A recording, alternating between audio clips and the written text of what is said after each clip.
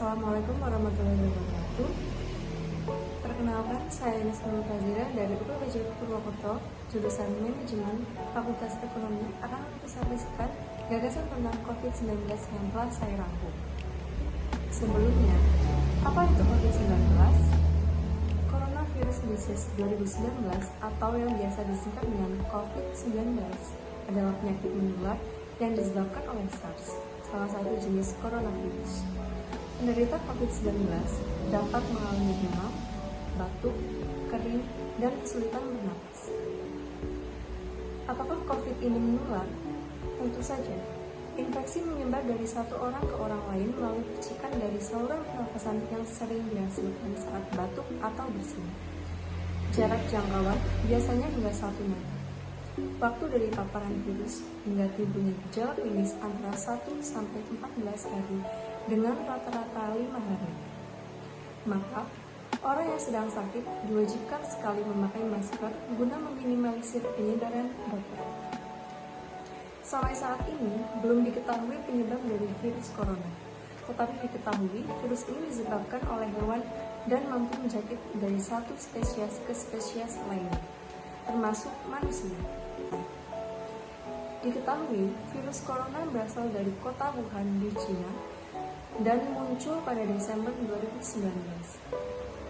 Kasus COVID pertama di Indonesia dideteksi pada tanggal 2 Maret 2020 ketika 2 orang terkonfirmasi tertular dari seorang warga negara Jepang.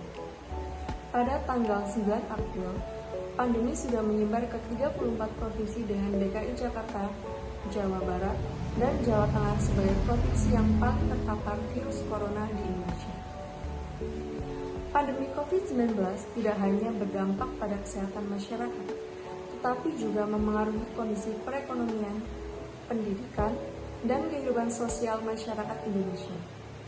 Berdasarkan data Badan Nasional Penanggulangan Bencana atau BNPB, jumlah pasien positif COVID di Indonesia mencapai 6.575 orang per 19 April 2020. Pandemi ini menyebabkan beberapa pemerintah daerah menerapkan kebijakan pembatasan sosial berskala besar atau PSBB yang berimplikasi terhadap pembatasan aktivitas masyarakat termasuk aktivitas ekonomi, aktivitas pendidikan, dan aktivitas sosial lainnya. Menurunnya berbagai aktivitas ini berdampak pada kondisi sosial ekonomi masyarakat, khususnya masyarakat rentan dan miskin. Oleh sebab itu, pemerintah baik di tingkat pusat maupun daerah mengeluarkan berbagai kebijakan untuk menanggulangi penyebaran COVID-19, serta kebijakan-kebijakan yang bersifat penanggulangan dampak sosial dan ekonomi akibat pandemi ini.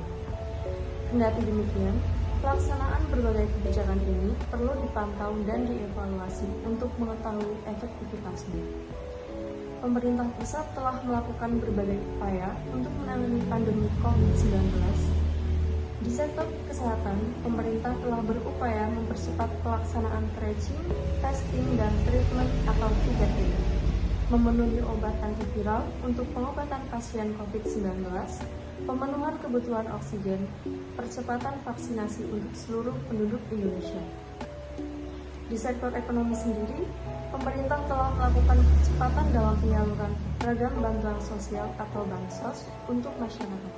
Serta di sektor lainnya, pemerintah telah mengeluarkan skema-skema kebijakan untuk meminimalisir dampak pandemi.